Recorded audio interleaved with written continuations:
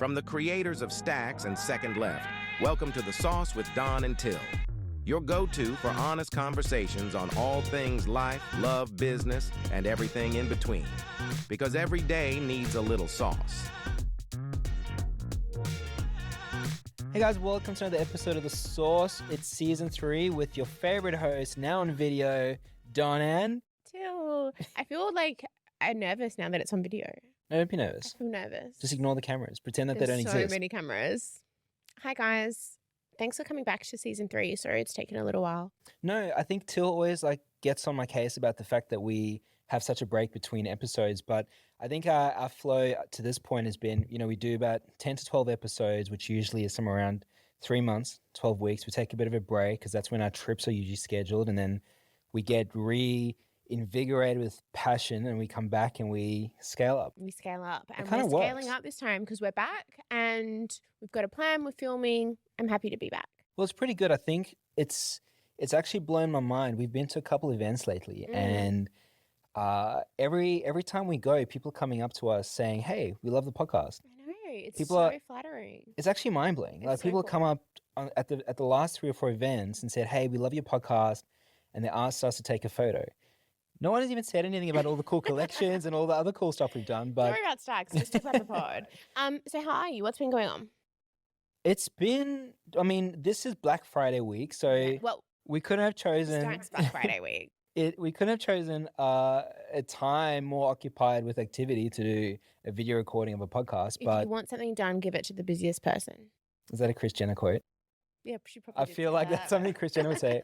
Why can't you just think it was me? No, I think it was you, but I also think it was Kris Jenner. We had our Black Friday VIP. We've done 2 VIP sales now, which has been wild. So the second one finished at 9 a.m. this morning. And then So we part have- 3 is coming. Yeah, the official Black Friday sale this Friday. It would have already happened by the time this one comes Yeah, out. you don't have to do the promo. you're like in promo mode. I know. All I've been doing is Black Friday. We've been working hard on this one. Yeah. I wanna say, and I know a lot of our Facebook VIP group members are going to be listening to this because that's become like the power source of the brands and the energy, and that's the space Where I where spend my whole day now. those you guys. I mean, I'm gonna say you guys because I know that the people that are listening to this right now, a good portion of you guys are in the group, and this group has just become our little community, our ride or dies, and It is so good. Like people are jumping in to answer each other's questions. Like there is not a question that goes unanswered about STAX in that group. It's incredible. I just want to say thank you. I Yeah. think it's actually crazy because we had this this conversation internally where it's like, hey, should we start referring to ourselves as the STAX fam again? And I started thinking about 7, 8 years when we started the brand, and I started thinking about I can literally remember the people I was messaging on Instagram and Messenger at the time. I remember them by their name and by their face. And when I said STAX fam, I had this flashing of everyone that supported us on day one, and then I looked in the group and the same people They're in there, yeah. are in there. And it's such a special thing, and we've started speaking about what the group and the community means to us. And I don't want to do stuff that's transactional, right? I don't just want to do stuff where we're trying to sell a product and then we talk to you.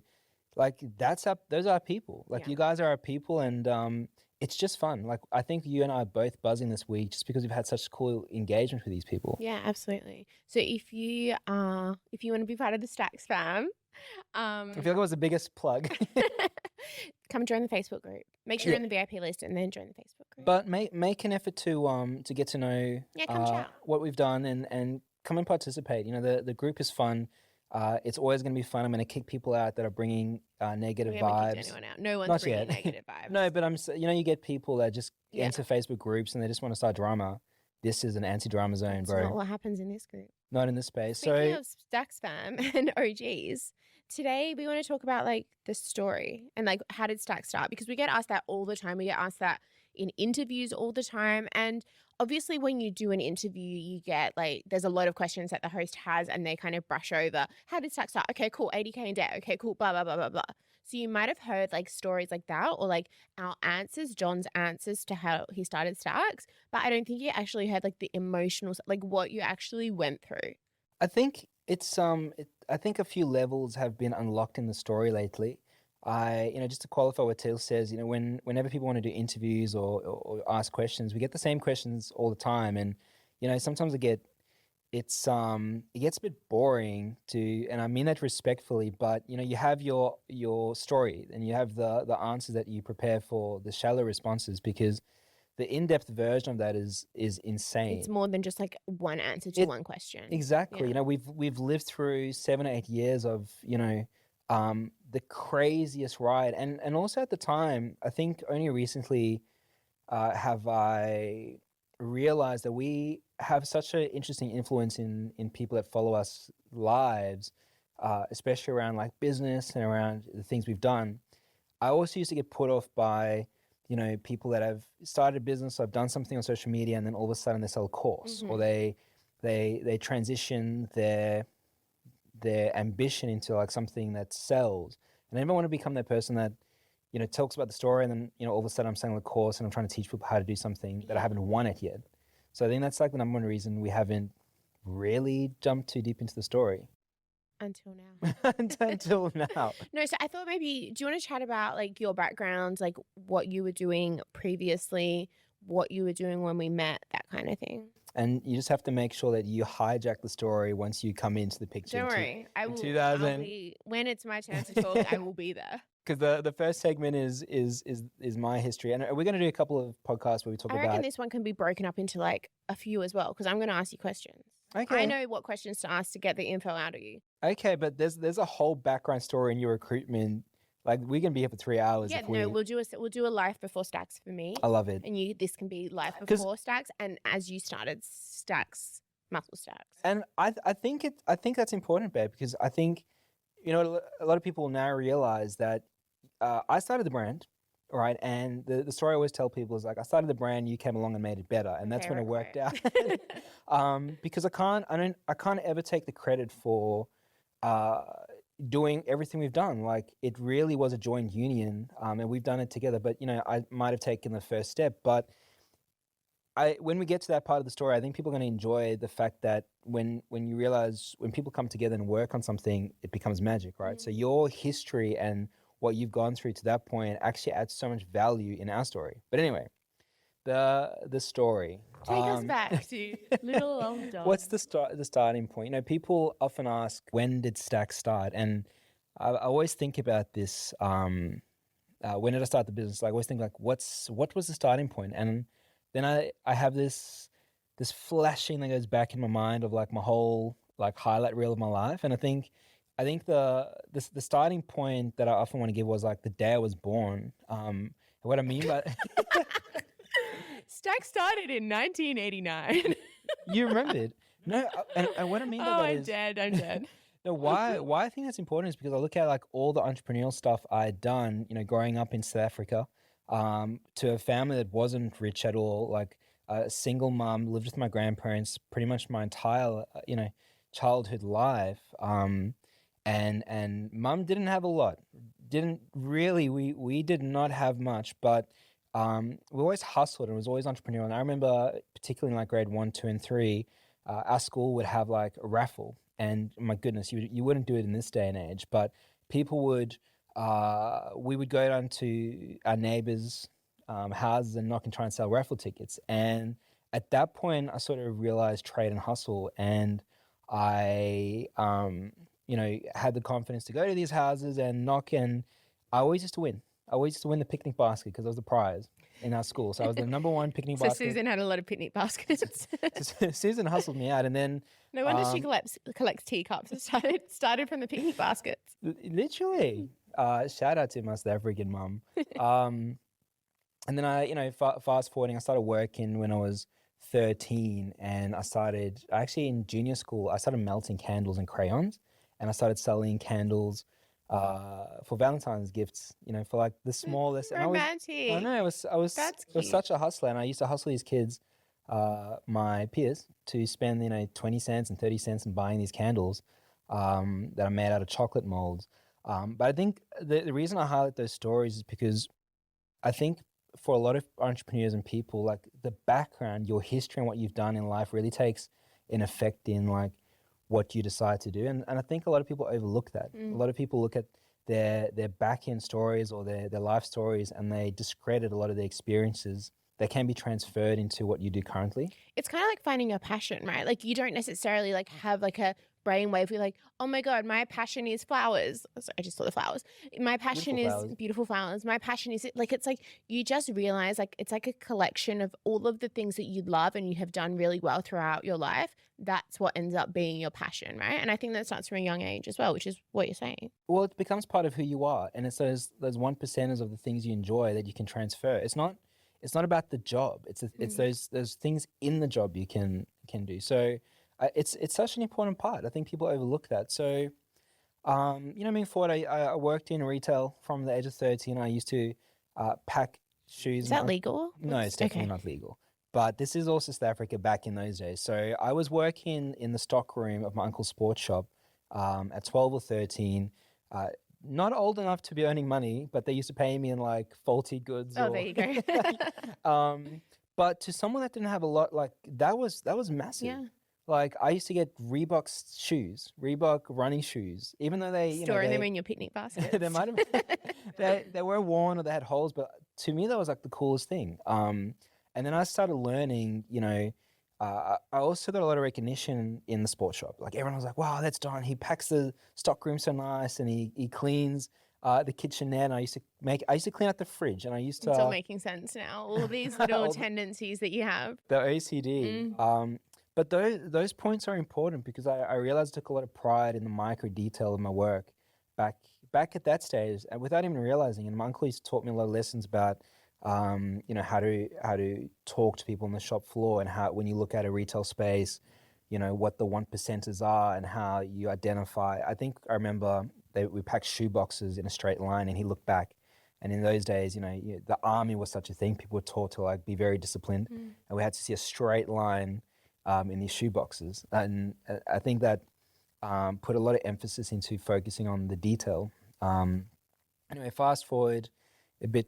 I ended up working legally in the business and started earning money, and I just learned to sell. Like I learned to hustle. I used to sell, and I was a casual, and I was the best salesman in the store because I could talk, and I really had a passion for sportswear, particularly running shoes. And then I would be working every single spare second that I could get. I didn't really have weekends and hang out with my friends. Like my fun was working. I go to school, play sport during the week, and then on Fridays after school I get picked up and go to work, and we'd work till like you do late night trade back in those days, and the mall would close at 10 p.m. and I think that it was an hour drive from where we were living at the time.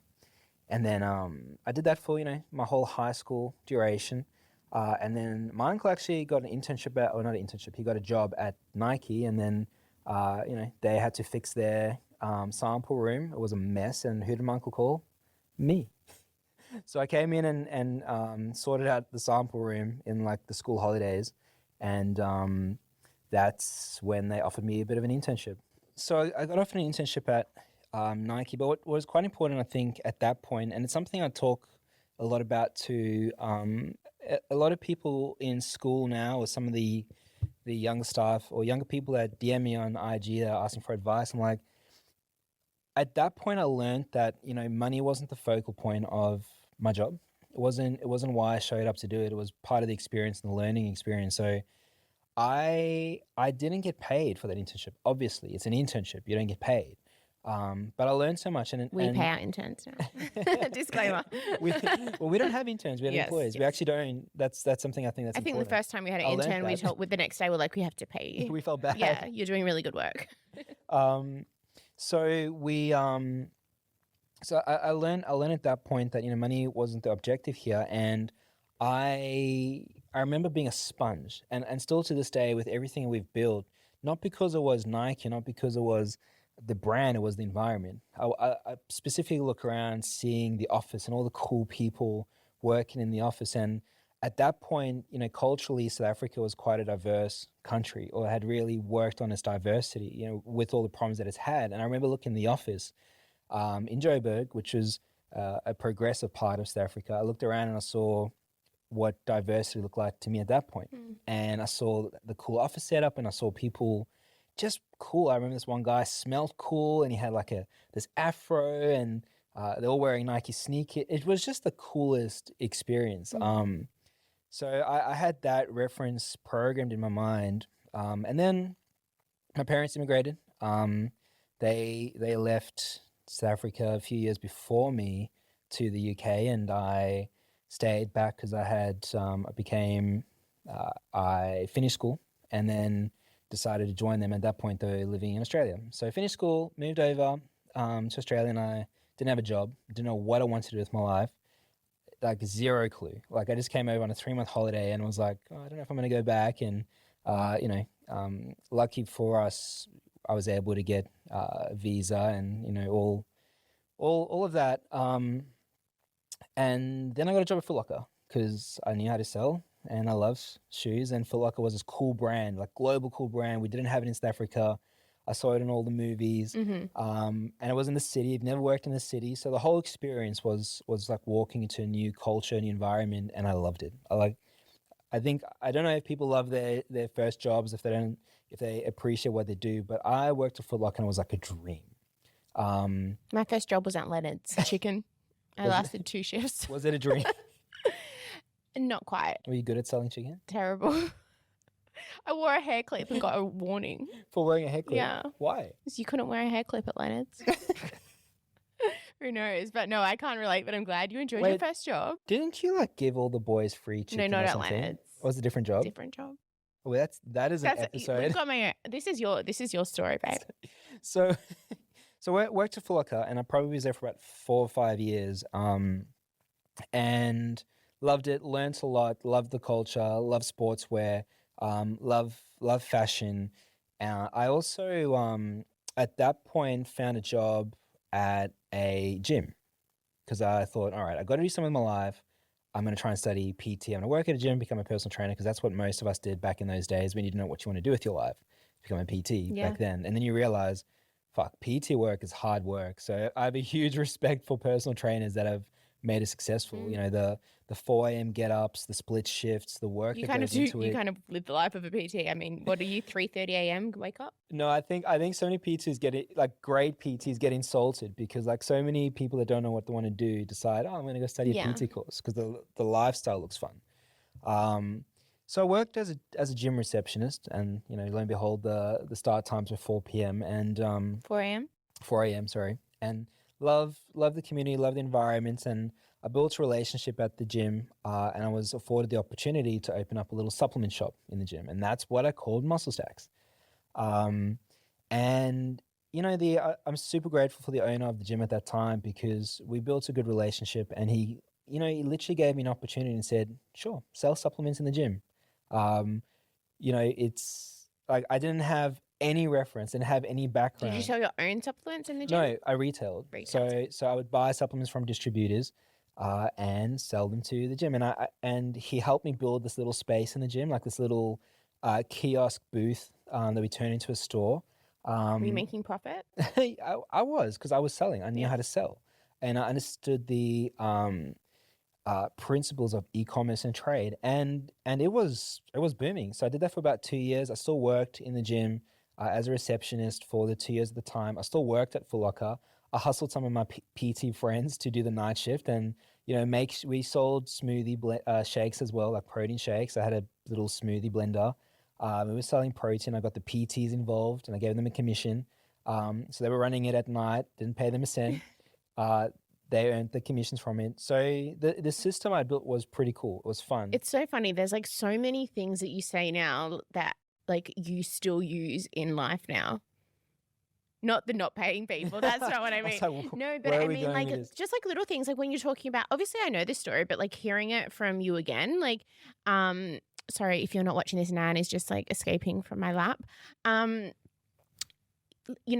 The fact that like you started with sneakers and you were like given these sneakers that were like broken or old stock or whatever, but like now you love sneakers, and like obviously sneakers have like more of a meaning than just being a shoe. So maybe like when I look in your wardrobe, I won't tell you have like 20 of exactly the same shoe, but like little things like that. And then like little things like working on just like the way that you built relationships with people, and you kind of, it all kind of keeps, what am I trying to say? It keeps like this. It almost repeat. What are you doing? Like it What- intertwines. Everything from your past still kind of, you stayed in that industry. Like sneakers mean something, fitness means something.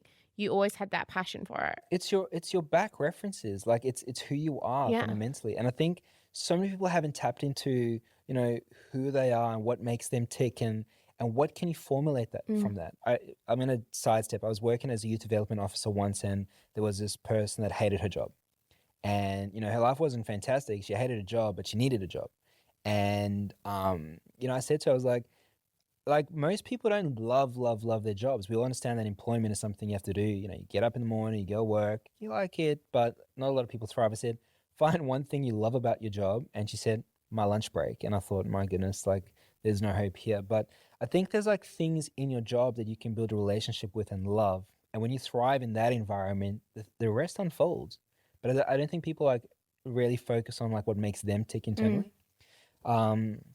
So back to the story. I you know, built up this little community. You know, in this process, I it's funny because one of the This is in Perth, by the way. so this was in Perth. Sorry, Canningvale. Shout out to Canningvale.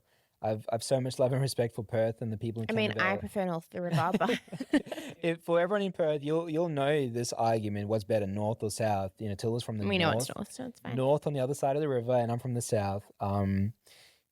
But I think what was so cool about that time was the little community I built at that time. You know, we were doing. I created a fitness class called STAX. Was this the one at the it's- park? Hey? Was this your park No, fitness? that was me hustling when I was doing Right. PT. No, STAX was like a group fitness class. Like a different So version cute. of F45, and we had one class every week. And my friend Travis, a qualified PT, would take the class. I was still studying PT at the time. I was doing one of those online courses, so I wasn't qualified. And you know, it was a sold out class. You've every week. always been like a dreamer. You've always had different like ideas, new things, an innovator, right? Always trying. Yeah. Always. I think that's the creative side to it. You know, we had dinner the other night, and Marcus said, you know, it's quite interesting that you are good at operations but also creative. In a lot of businesses, it's one or the other. It's why creative directors hire CEOs, or I like both. So we had the fitness class. The supplement shop was going great for 2 years. I printed T-shirts on these horrible singlets. It was like a singlet with a hoodie. You printed your logo. We printed the word muscle stacks, and the slogan was I am confident. I'm belief. And then the Gorgeous. one was called I am staxed. And I know you're mocking me, and No, I I know you're laughing. I love it. Everyone in the gym was wearing this. Like those shirts would sell out. Everyone in the gym was wearing It's a it. community, right? You build a community, and that's at the end of the day, people just want to be a part of something. We all want to be part of each other. I think what I built, you know, what I learned at that point was the value of us all coming together, wearing a horrible T-shirt and celebrating this horrible T-shirt. Because it's not about the T-shirt. It's about the fact that it's we're more. all wearing this thing. So it means we all mean something to each other, and we're all equal. And I think that's where a lot of people disconnect.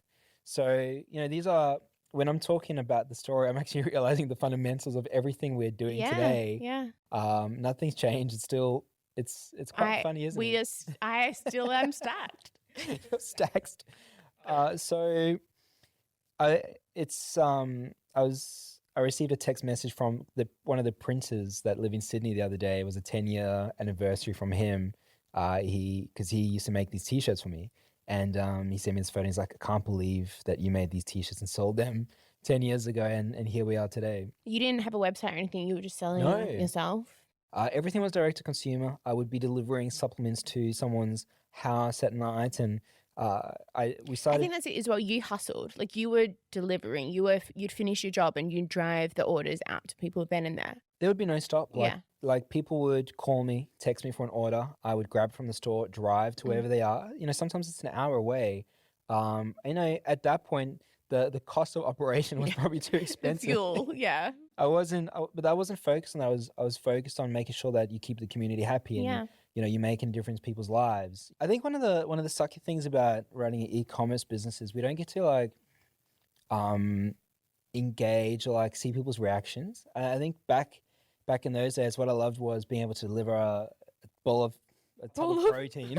I thought you said bowl of pasta. I was like, that's another a side tub hustle. a tub of protein, and then it progressed to hoodies. Like the hoodies was massive. So at that point, everything was going smooth. I then that's when e-commerce started becoming a thing, and this was around 2013. At that stage, I was doing this for about a year and a half, almost 2 years.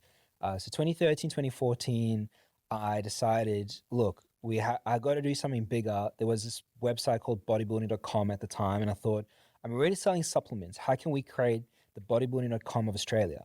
And I decided to find a web developer. I had no clue about any of this. I had not a single idea about anything to do with the internet at that point. And it's important because the realization is that growing up in school, we never had internet or computers. The first computer I got was when I moved to Australia in 2008, and I was like, "Wow, this is living."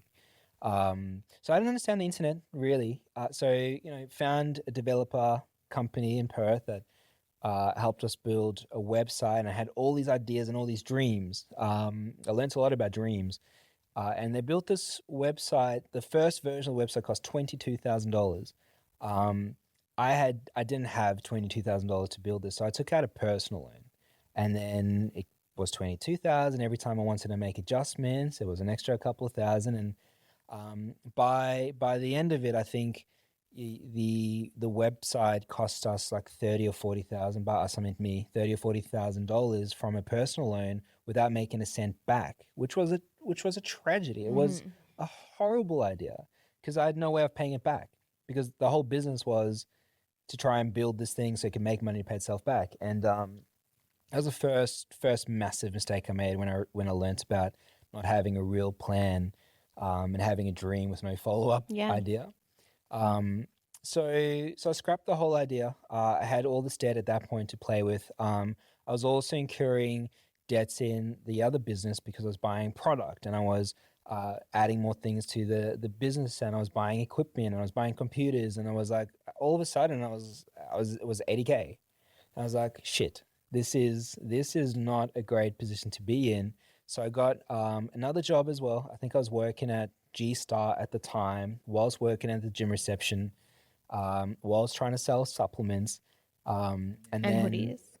and I'll get to the hoodies in a second. And then I was doing PT classes on the weekends in group fitness with all the community ladies. We walked past. We were in Perth the other week, and Don's like, I used to do PT group fitness classes over here. PT Don. It was so fun. I had all these mums. I literally am imagining like a proper aerobics class. No, it was, and I just made it up. I don't know what I was doing, to be honest. I just had all these mums Kanye's from workout church. plan song is in my head now. That's right. Put in work. It was definitely not that kind of class. I just realized it was really a shit spot to be in. But simultaneously, the way I'm programmed is not to give up. It didn't deter me. I didn't say I'm not gonna pursue this idea. I just transitioned and transformed. Those community T-shirts, the I'm STAX, Muscle STAX T-shirts, were killing it. And when I say killing at that stage, guys, it's probably selling, I don't know, like a couple, 20, 30 at a time, and then became 100 or 200 units. And then it's a funny one. This story is a bit strange because the gym itself wasn't doing too well. The owners were struggling. It took a really bad turn. And I sort of saw this coming and realized I'm pretty screwed if this gym closes down, because I didn't really have a backup plan. So I thought, all right, we have to try something a bit different. I realized that Muscle STAX was too attached to the supplement brand, so I had to rebrand. At the time, I loved fashion. I was working at G-Star. I was watching all the fashion shows, but no one in my community or any of my friends understood any of that. It was like this secret passion I had. I was sketching, and I was playing with fabrics, and I was doing all this stuff in the back end. Started loving a lot of the creatives, creative designers, but it was like a secret project. I don't know why, but I wasn't allowed to talk about it. Cutie. And then I had a dream. It's awkward to say. It's such a weird, cringe-worthy moment, but I had a dream that I walked into my gym, and the first girl I saw was wearing a black STAX hoodie with a pink logo. And then I looked to my right, and I saw a guy, my best friend, wearing a black hoodie with a blue STAX logo. And then I was like walking up the stairs, and on every stair, this is so cringe, on every stair it said, one step at a time. And then, and I think I woke up and within that week, I called up the printers and I was like, hey, can we do a hoodie with the STAX logo? And the printer I was using at the time didn't have hoodies. So I was like, fuck, what am I going to do? And at that time, the only thing that we could do was buy an AS color hoodie and print your logo on it. So buy an AS color hoodie, pop the logo on, pop your tags on the product. And I know a lot of you brands are doing it these days, and that's so cool and it's fine. But that's sort of how I started the hoodies, and those hoodies went crazy. I took a photo of a hoodie, put a logo on it, taught myself how to use Photoshop horribly. Like, you know, when you take a photo and you put a text on it, you know, it's supposed to look like a product. You saw the text on the product. Terrible Photoshop job. And I was sending this photo around. I was like, hey, pre-selling hoodies. DMing people on Instagram, DMing Facebook. As much as I could. I'd show people photos of my phone in the gym. I'd walk around and be like, hey, want to buy a hoodie? I was playing rugby. I was showing the boys at the club. I was like, hey, you guys want to buy hoodies? And it took me back to when I was walking around in the neighborhoods in South Africa, knocking on doors, trying to sell raffle tickets. Like, I had this like transitional thought process of that memory. Anyway, sold so many hoodies. 200-300 hoodies. Had the spreadsheet, like I was just turning around. The turnaround times were quick because you buy it locally and sell it, buy it locally, sell it. People were getting on the wait lists. And then I learned about the pre-sale model. That was the moment where I realized people don't mind waiting if you take them on the journey. I showed people photos of me designing the hoodie. I showed them the photos. Like people in Selfie of you doing your drawing. It was literally. I love it. It was, you know, iPhone 3, iPhone 2. I had all these stickers printed on my laptop. It was literally the first generation entrepreneur story. And people bought the hoodies and I thought, all right, people liking STAX. So I'm working at a gym. Majority of my following now is female. What is the next product? Tights. Like at that point, you know, activewear wasn't what it is today. There wasn't every single person trying to start a brand. It was a lot less saturated back then. The saturation was so much less. It was still there. There's still brands dominating the market, but there was an opportunity. And when I did an assessment, I didn't think too far into it. You know, I always say people talk themselves out of great ideas when they overthink it. I didn't think about, you know, market shares and, you know, all I want to do was sell tights to the people in the gym, the women that were following me, my friends, girlfriends and wives and husbands, not girlfriends and wives, their mums, and anyone that would buy a pair of tights, that's who I wanted to sell to. And then I would think about, all right, how do we scale? A lot of people start with like, how I'm going to start this and how do I become a millionaire? Yeah. It's fun, the starting point. So looked on the website, it's colored into tights. I was like, okay, where am I going to get ties from? Jumped into Alibaba. Found a supplier that did leggings. I bought the leggings directly from the supplier and it was black. And I thought, okay, so the issue you have when you're buying directly from factories now is they have an MOQ, minimum order quantity. And I wasn't selling 300 units at a time of anything that I was doing. So I wanted to do different options, because if I did one product and if I had 300 of one product, it wouldn't sell. But if I could take a pair of black tights and print like 3 different variations of color logos and whatever, all of a sudden I had 3 different products. Yeah. And I wanted to do something creative as an artist. So I designed these blue pair of leggings and they had different patches of blue on them. And you posted it the other day, or we reshared it the other day for Instagram for a memory. And we'll talk about that at a later stage. I still love that product. So I ordered these in, got them printed, and all of a sudden I had a pack of 4. So I thought, all right, how can I sell these? So I literally DM'd every single girl contact I had on Instagram and Messenger, and I was like, hey, selling these tights.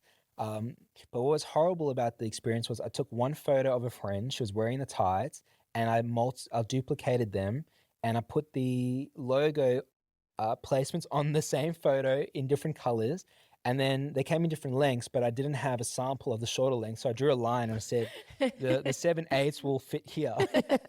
And I think maybe we'll try and insert this photo if we can find it, because you'll understand how basic it was. And it also taught me that your marketing, it doesn't have to be perfect, People were buying it because I was selling it to them.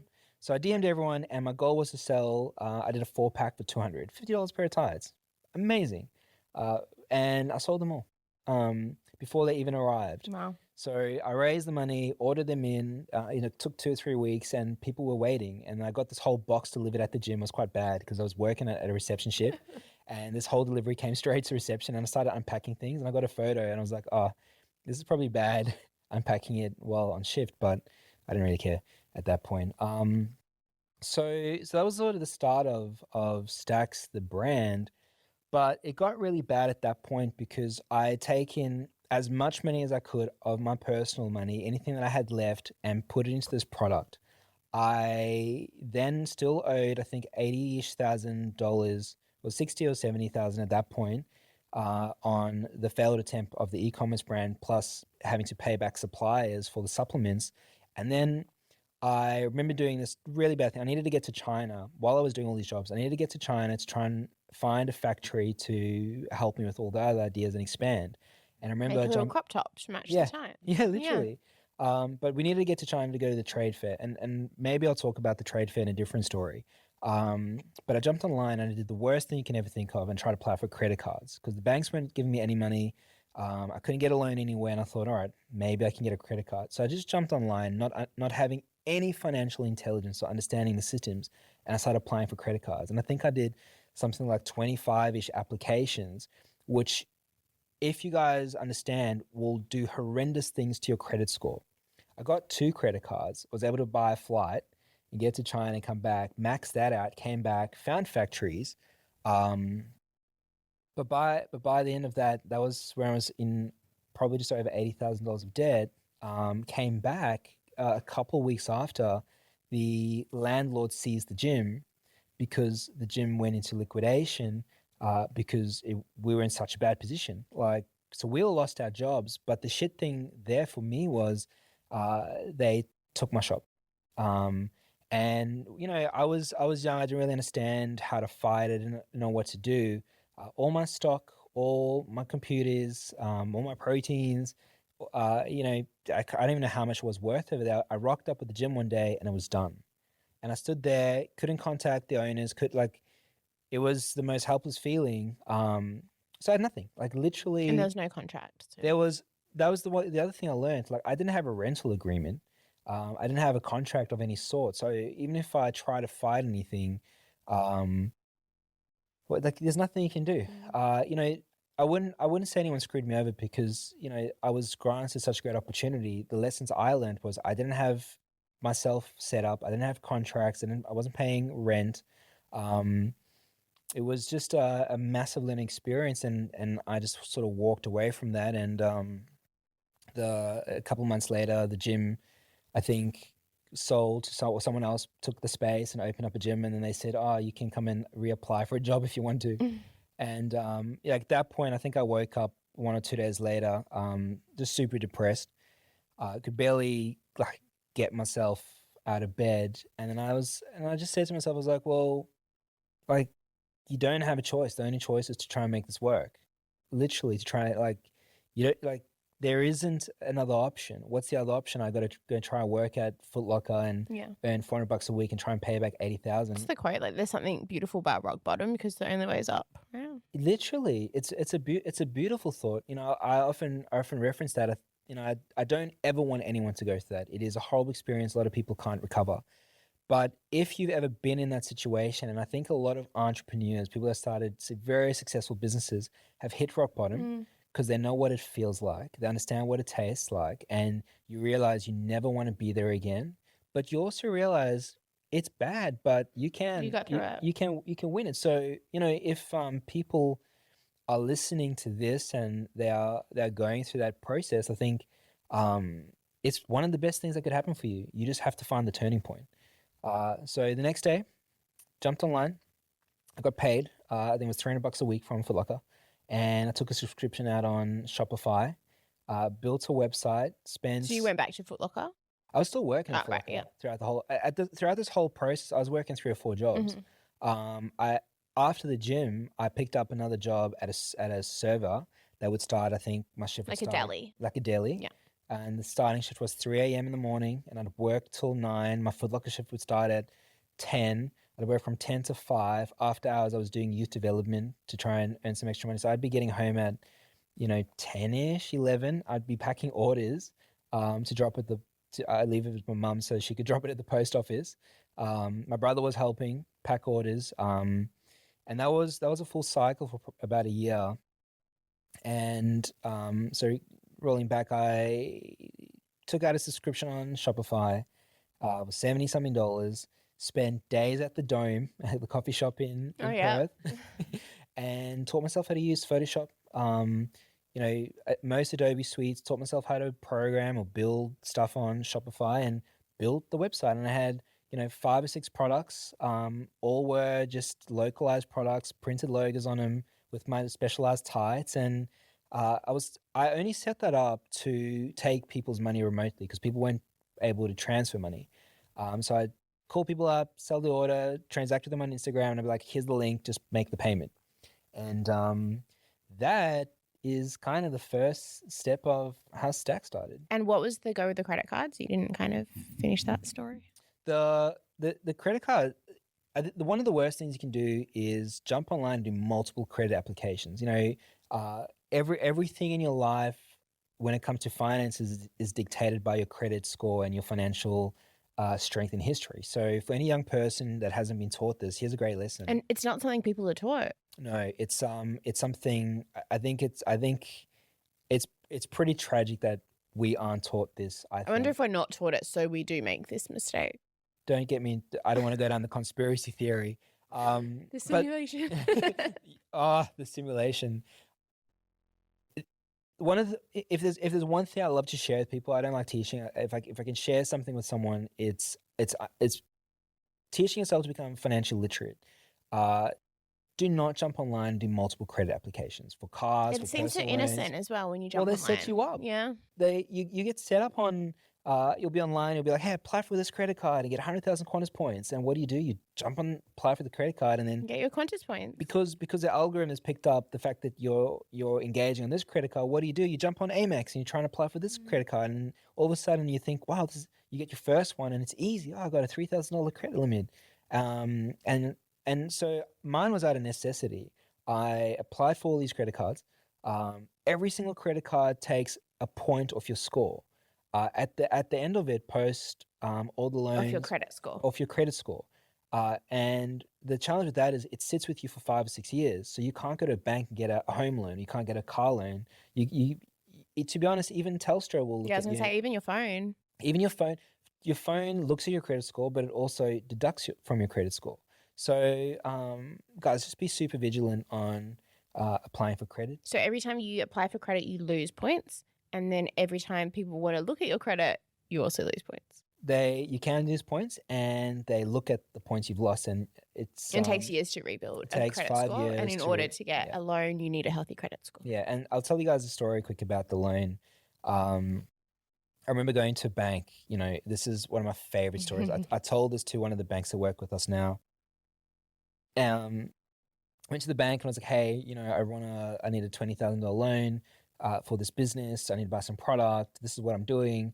The bank manager literally looked at me. It was one of the most degrading moments in my experience. But these things absolutely motivate the shit out of me. And I absorbed like a champion, and I just gave him the biggest smirk and walked out. And he said to me, he looked at my situation, which was bad. And the debt, the credit scores. Yeah. My situation was bad on paper, which I understand. But his response to me was, this business will never work for you. You're never going to make it. You should quit now and go find a job. That's what he said to me. And I looked at him and I thought, all right, I'm going to show you. I'm going to prove that to you. And that sits with me. I can remember his face. I can see your face, but bro, you've probably seen the ads or something.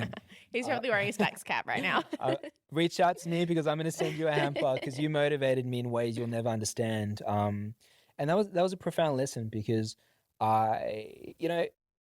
our community, a lot of people support us. So I'm never going to sit here and be like, oh, everyone was doubting us. No one thought we'd do it. You had support right from the start, though, it sounds like. Fundamentally, people were in our corner, my corner, and even when we got together, you know, I think because we are so passionate about what we do and we just love what we do and we love the people that are on the journey with us, people support that. But there were definitely parts where people were just shitting on me, and that was one of them. There's quite a few others. But that never deterred the vision. That never deterred what we wanted to do. If anything, that just is gaslighting the right phrase for that? No, it's I quite think it the opposite. motivated you. It motivated. It lit the gas. It lit a fire. It lit a fire, and you know, I look at that. But that's one of the things I like to share with people. You know, just becoming a bit financially intelligent. There's a lot of books you can read and podcasts you can listen to. Do you have a recommendation? This will be the wrap up of episode 1. Yeah. Do you have a recommendation of a book that changed your? I know what it's going to be, but what do you want to leave the audience with? No, I think the one that's like the fourth. I have the series of books that I always try and tell people to listen to in order. The first 1 and 2, if you want to understand, for me, financial literacy and have an idea on how you want to set yourself up, the fundamental book I always start with is Richest Man of Babylon. That book is amazing because it teaches you trade and commerce, but the basic principles in prehistoric times. It sometimes actually reads about. It reads like reading the Bible. So the stories it tells are so relevant. And then I usually advise people to read Rich Dad Poor Dad by Robert Kiyosaki. That's what I thought you were going to say. Which is one of my favorite books because it tells the story of the best of both worlds. You know, what it's like to be poor-minded, but also, you know, rich-minded. And most of us can relate to that because, you know, most of us are caught in between both environments sometimes. So those two together are important. And then They're not light reads though, are they? They're not light reads, but for me, they sort of teach you the fundamentals. Is there a footnotes available? I'm sure you probably listened to the audiobook. And then I bought, what's the book? I thought you were going to actually think about the book that I bought you. The 7 Habits of Highly Effective People. Oh my God, when we first started, I don't think we were even dating. It was literally, I know, you were so right. I gave it to you. We were still weird. Flirting. And then I gave you a present one day in my store. Maybe that's a present. And the present was like this massive book that had so many words. And I wrote you an inspirational letter. We should read that together. You did. And it said it was like, Matilda, blah, blah, blah, blah. Regards. Wishing you all the best. Regards, Donovan or something. Oh my God. I thought, why the fuck? I'm surprised I didn't read it. If I did that today, that would give you the ick. Yeah, I can't say I read the book, but I am glad that we didn't have icks back then because that would have been interesting. I know sometimes you gave me a red rose. That was a lot nicer. I preferred the red rose to this novel over the book. It's so funny. Like, I'm actually so glad. I think we'll wrap it up, but I'm so glad that you were able to kind of share your story because we haven't heard it in depth. Even I was introduced to things that I didn't necessarily know. I just think it's nice to go back. It's nice to reflect. Yeah, we don't have the opportunity. Every time we retell the story, we think about things and it unlocks things that we've been through that have shaped us. And we start thinking about we went through that and it sort of motivates us for what's coming. Or we went through something or you went through something and it taught you how to handle something else. And I think that's probably one of the best things about both you and I individually is we've always had the mindset that never a failure, always a lesson, right? Like if something goes wrong, we always are able to flip it, and it's probably an annoying characteristic to some. It's one of your most annoying characteristics. Til is... I mean, things aren't that bad. That's my most annoying characteristic. You are the queen of positivity. I don't think I'm sickly positive though. No, I'll spit my toy. You're not the person you go to if you want to have a whinge or a bitch. Because I'm a flipper. Yeah. I should tell you that. I'm wrong with that. I will just if something goes wrong, I can think, yeah, this sucks, but we're going to turn it around. And what can we learn from it? How can we grow? And I always think that. And I think there's always a lesson. Again, it's the same thing. You turn up at the supplement store, turn up at the gym and your supplement store is done. That fucking sucks. But we can't just sit there and mourn it. We have to keep going forward and work out what the lesson is and run with it. And it's the same. The bank person won't give you the loan and they say some nasty things. Again, fucking sucks. But we can't just sit there and cry. Let's move on. I think as well, a lot of people don't share the hardships and when things are going wrong, share it then and there because you don't know if it's going to be going right and you're not in the mood to jump on social and talk about all the bad things in the moment without necessarily knowing that you're going to get through it. Or it's hard if I think a lot of people that have had success haven't necessarily shared the whole journey, because when you're in the journey, you don't see it as part of the journey. You just see it as like the be all and the end all and the chaos. So I like having this pod where we can actually dig deep and really break down the things. It's like therapy. Yeah, it's kind of like therapy. But it's true. Hey, like we're like going backwards and like really realizing like all the things that shaped us and how we learned the lessons and how we became like who we are today in business. But I think that's why we decided we want to take. That's why we love the podcast. It's why it's really is an opportunity for us to also do self-reflection. But I think our story adds so much value to people's lives that are going through the same process, because I wish I had someone's story I could like look at and be like, oh, okay, so they did this or they did that, or that's how they're coping with this, because a lot of the stuff we deal with, we don't share, and a lot of stuff we won't share for maybe 4 or 5 years, because I want to win at it. I want to beat it, and then I want to sit with you and then we'll share it. I think it's something, maybe a takeaway from this, if you guys want to grab a takeaway, is to say like grab a takeaway. It's like Chinese order. That if there's something that you want to take away from this episode, let it be like, if you're going through a hardship or something's, you're going through a problem or a challenge, it is simply that. It's a challenge that is going to level you up for the next part of your life. And you might not see it now, but it truly is. Tell your story about video games and then we have to wrap up. Okay, so the way I look at life is like it's a video game. So you're on a level, things are cruisy. And then when you're beating the baddies, you're doing the stuff, you're going to work, you're kicking goals, whatever. And then at the end of the level, there's always like a baddie that you have to face in order to get to the next level. There's always a challenge. There's always something that you need to get through.